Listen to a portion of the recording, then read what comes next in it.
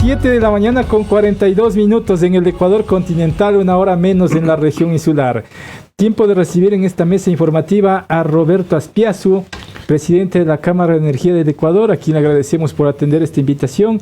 Roberto, gracias por estar en este estudio. Lo hemos invitado para analizar la ley urgente del Ejecutivo que está relacionado con los sectores estratégicos para precisamente darle agilidad en los procesos contractuales y de inversión internacional muy en particular. ¿Cómo califica la Cámara? ¿Qué análisis le hace la Cámara a este evento? Gracias por la entrevista. Hablemos del componente energético propiamente dicho, es decir, de electricidad, que es el que corresponde a la Cámara que yo dirijo, y básicamente nos parece que es completar los procesos de reforma a la Ley Orgánica del Servicio Público de Energía Eléctrica, LOSPE, que se inició con la Ley Antiapagones 1 en enero de 2024, posteriormente la Ley Antiapagones 2 de octubre del mismo año, y ahora viene esta a cerrar un primer ciclo para efectos de generar condiciones que permitan la inversión privada en el sector eléctrico. Creo que es importante destacar que en esta oportunidad queda totalmente abierto. Anteriormente lo habían hecho para los segmentos de generación y distribución. Ahora queda también nominalmente abierto para lo que es distribución, comercialización y alumbrado público. Y creo que es una buena señal en términos también de que, por ejemplo, se está incorporando la posibilidad de tener unidades termoeléctricas bajo los regímenes de sistema general para autoabastecimiento de que es de 1 a 10 megavatios o de el autogeneración que va de 10 a 100 megavatios, porque anteriormente la política pública había apuntado a favorecer únicamente los proyectos de energías renovables no convencionales y podíamos nosotros haber constatado como país la necesidad de disponer de energía en firme.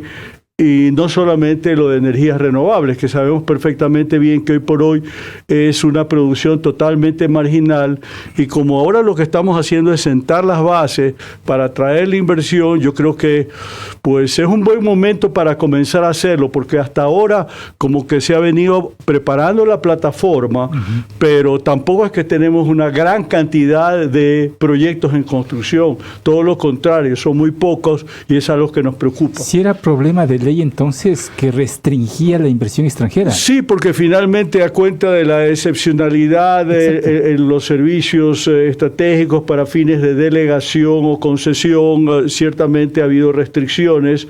Uno de los aspectos que contempla la ley es justamente el desarrollo de esa excepcionalidad que recientemente a través de un fallo de la Corte Constitucional resultó restringido porque se consideraba un concepto, un literal del artículo 25 como muy abierto al apelar al interés público colectivo. Ahora se hace un desglose de esas condiciones, tanto para los proyectos públicos de selección, que son los más grandes, como para los de iniciativa privada, y se fijan condiciones para efectos justamente de la apertura, de la participación del sector privado. Por ejemplo, en el caso de los procesos públicos de selección se establece que en el caso de que no se hayan cumplido en 2 años los plazos correspondientes para la ejecución de los proyectos previstos en el Plan Maestro de Electrificación, esa será una causal calificada por el Ministerio de Ambiente y Energía o por el SENACE para efectos de habilitar la posibilidad de delegar, insisto, a través del mecanismo de procesos públicos de selección ese proyecto. También se hace mención a otras causales como falta de capacidad técnica y económica que aplica también a los proyectos que no son parte del Plan Maestro de Electrificación. ¿Esa temporalidad a la que tú refieres no sería una limitante para la inversión internacional? No, realmente yo pensaría que no, porque los proyectos que están bajo los regímenes de autogeneración o sistemas generales para el autoabastecimiento, eso queda abierto y ahí hay un potencial importante para el desarrollo. Pero en este momento el inconveniente que se está presentando es que hay mucho interés para proyectos de generación de distinto tipo, pero no tenemos redes para la cargabilidad de la energía que se le está ofreciendo para fines de esta delegación. Sí, porque hay lugares en el país donde tú tienes, por ejemplo, 20, 30 interesados, pero solamente tienes para dar cargabilidad de energía a 3 o 4.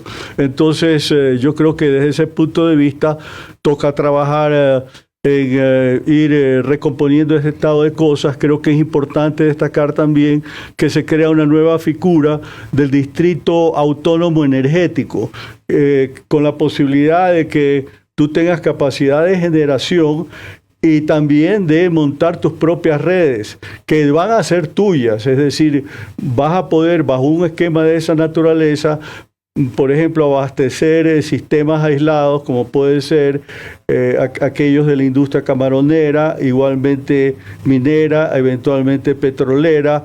Entonces, yo veo ahí que hay disposiciones que están permitiendo abrir el sector. Este en particular que estoy citando lo veo con muy buenas perspectivas, y esto significa que se están sentando condiciones para el avance. Eso es positivo. Doctor, de darse la aprobación de esta ley, de alguna manera el Ecuador en el mediano tiempo podría llegar a equiparar o acercarse un poco a países como Colombia y Perú, donde entiendo que la generación del sector privado está en un 60-70% de generación eléctrica versus un 10% de Ecuador. Es correcto lo que usted dice, pero nosotros estamos empezando un camino, porque en generación únicamente el 10% es de carácter privado, principalmente proyectos de autogeneración que tienen la particularidad, son de hasta 100 megavatios, pero los consumidores tienen que tener relación societaria con el generador. No es esto de que el generador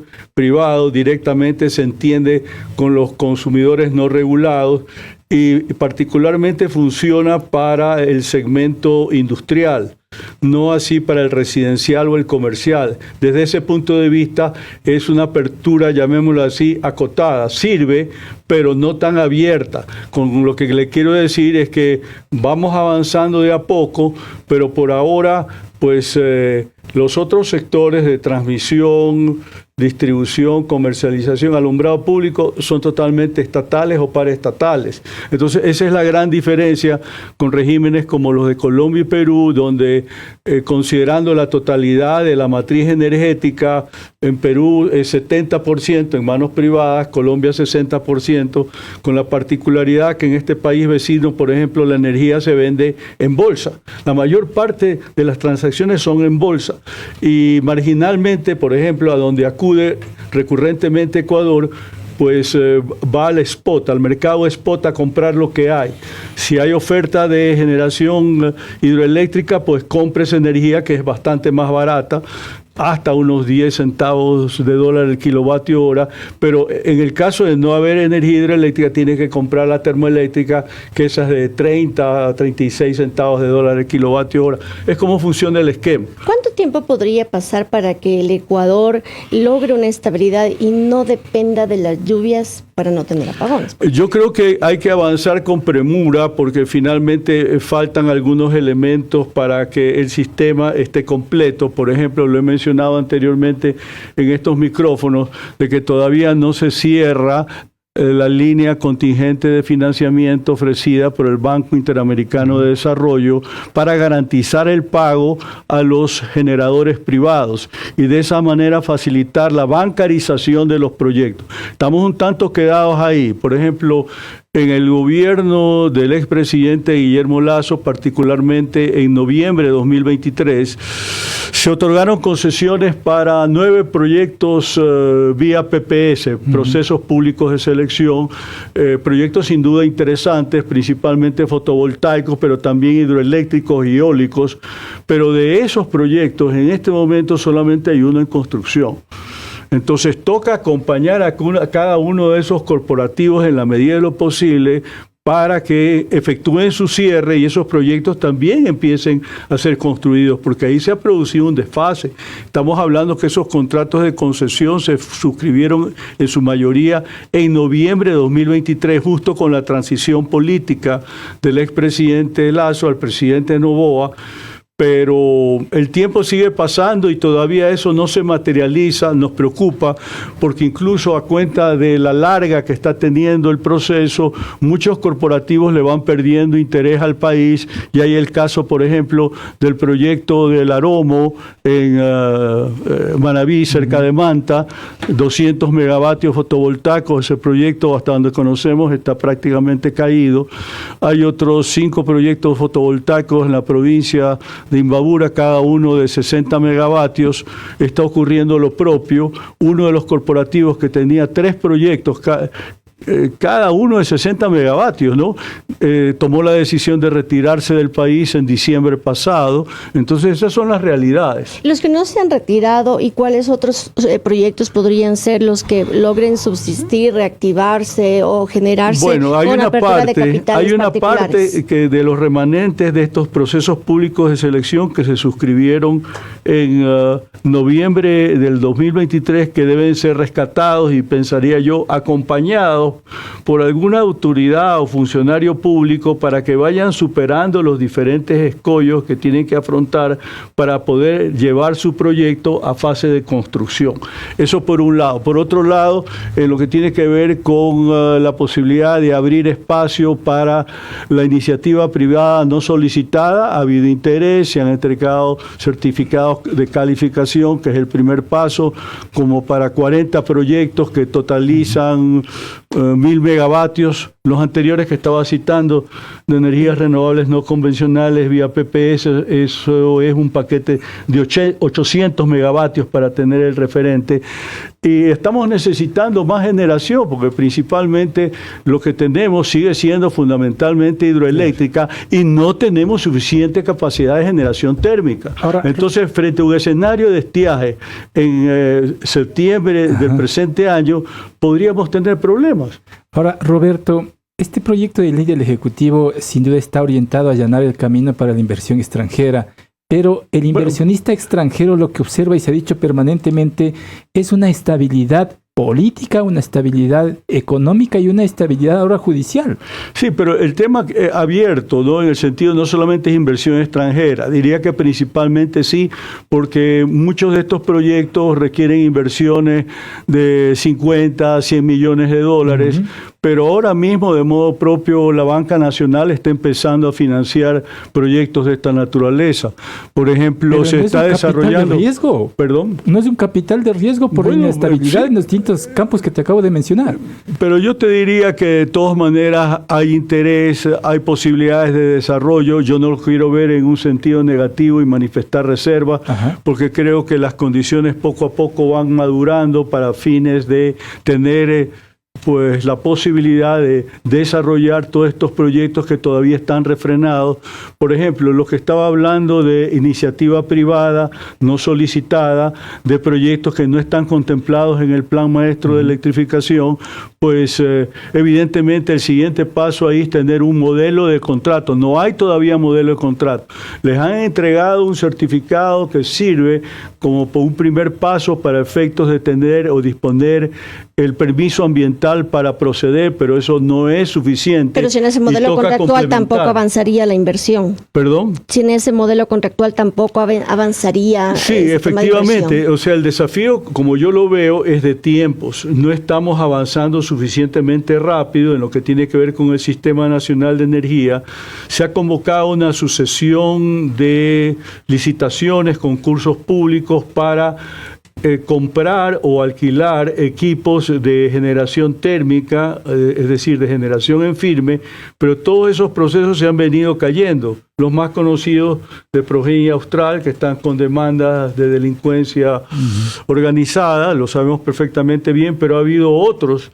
Por ejemplo, un paquete de 520 megas que se adjudicó a inicios de 2025 al grupo mexicano Whirling, pero finalmente no pudo presentar las garantías de forma tal que ese proceso se cayó, se ha intentado retomarlo en distintos momentos. ¿En ese no hubo desembolsos económicos? ¿Perdón? ¿En ese no hubo desembolsos económicos? No, en ese no hubo desembolsos económicos, pero debería haber cobro de garantías, porque cuando usted hace una oferta económica de esa naturaleza, tiene que haber una garantía de seriedad de oferta.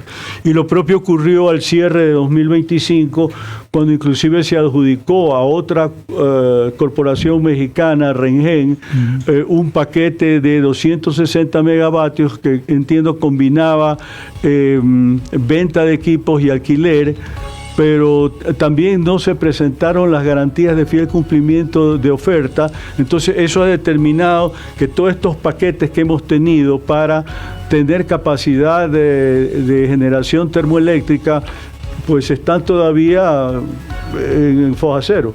Ahora, finalmente, Roberto, ¿cómo disipamos nuevamente ese fantasma de la privatización del sector eléctrico frente a este proyecto? Yo creo que ese es un tema que tenemos que comenzar a superarlo. Lo que le interesa a la gente es disponer del servicio, no si los electrones que vienen en la red le pertenecen al Estado o le pertenecen a un privado. Entonces tenemos que ir cambiando un poco esa mentalidad que nos dejó la Constitución de Montecristi, de que energía eléctrica, por no decir de forma extensiva otros servicios básicos, tienen que ser provistos exclusivamente por el Estado, porque la realidad es que no hay capacidad de inversión por parte del Estado, y esa inversión tiene que hacerla alguien más, en este caso el sector privado, nacional y extranjero, y lo que le interesa al ciudadano finalmente es no tener que atravesar periodos de apagones como aquel que sucedió entre septiembre y diciembre del año 2024, y ese es un riesgo que está ahí todavía potencialmente. Por ahora está lloviendo, estamos tranquilos,